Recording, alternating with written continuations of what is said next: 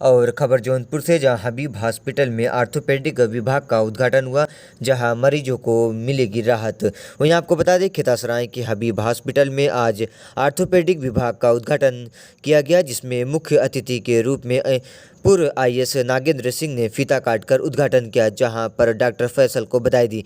वहीं आपको बता दें, वहीं नागेंद्र सिंह ने कहा है कि गाँव की मिट्टी अनमोल है, इसी मिट्टी में रहकर ग्रामीणों की सेवा करना बहुत ही महत्वपूर्ण काम है।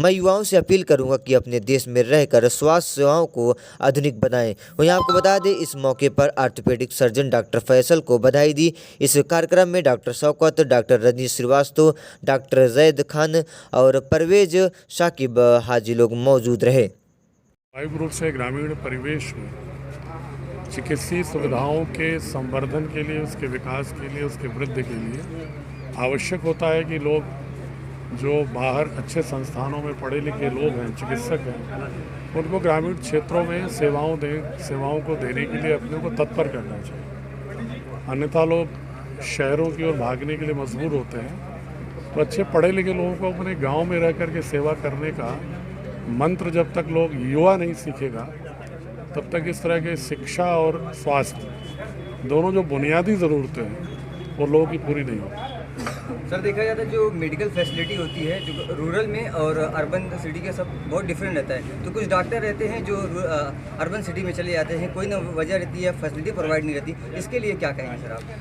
देखिए, बहुत ही एक बड़ा प्रश्न आपने पूछा है।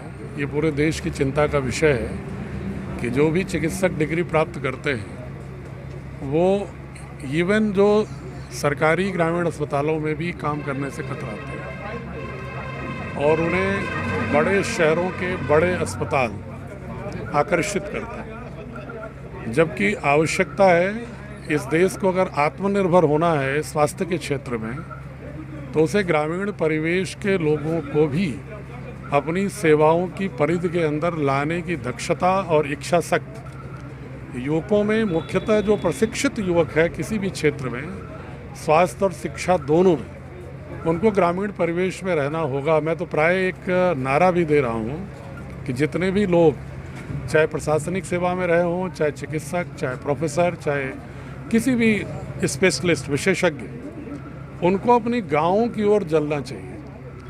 वो गांव जो उनको बुनियादी रूप से शुरुआती दौर में जो उनको इज्जत देता है, उनको मौका देता है, वो सफल होने के बाद गांव छोड़ देते हैं।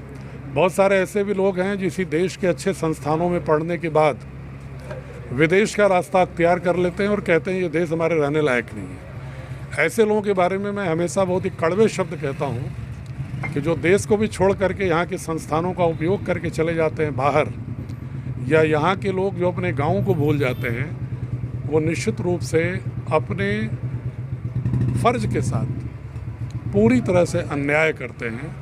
वो सच्चे अर्थों में इंसानियत से भाग जाते हैं। सर, जो युवा मेडिकल लाइन की तैयारी कर रहे हैं उनके लिए कोई संदेश देना चाहेंगे? उनसे मैं अनुरोध करना चाहूँगा कि वो ज़रूर मेडिकल लाइन में जाएं, क्योंकि इस देश को आत्मनिर्भर होने के लिए स्वास्थ्य के क्षेत्र में विशेषज्ञों की बहुत आवश्यकता है। लेकिन विशेषज्ञ होने के साथ साथ अपने गांव, अपने परिवेश को ज़्यादा ध्यान दें, अर्थ प्राप्ति से ज़्यादा सेवा की ओर उनका फोकस होना चाहिए। ये मेरा उनसे हाथ जोड़ के अनुरोध भी होगा सर। एक तबका ऐसा है जो गरीब है, जो पैसे की वजह से इलाज नहीं करा पाते या सही डॉक्टर उनको नहीं मिल पाते जो मशवरा दे सके। ऐसे में बड़े अस्पतालों की या बड़े डॉक्टरों की क्या जिम्मेदारी है? देखिए, मुझे ऐसा लगता है कि ये जिम्मेदारी, हर लोग बहुत ही अपने को धार्मिक होने का दावा करते हैं, चाहे किसी भी धर्म के विश्वास करने वाले हों। हर धर्म का एक केंद्रीय आत्मा है, न्यूक्लियस जो फिलॉसफी है वो ये कहती है कि अपने सामर्थ्य का एक अच्छा खासा प्रतिशत समाज सेवा में लगाना चाहिए। यदि समस्त अस्पताल, समस्त विशेषज्ञ, चिकित्सा क्षेत्र में नहीं बल्कि किसी भी क्षेत्र में, यदि अपने सामर्थ्य का कुछ हिस्सा अगर मोड़ दें आम लोगों की तरह, तो ये संकट अपने आप समाधानित हो जाएगा। और सरकार को भी उसमें आगे आना होगा, क्योंकि सरकार भी इस जिम्मेदारी से नहीं भाग सकती, क्योंकि सरकार की बेसिक जिम्मेदारी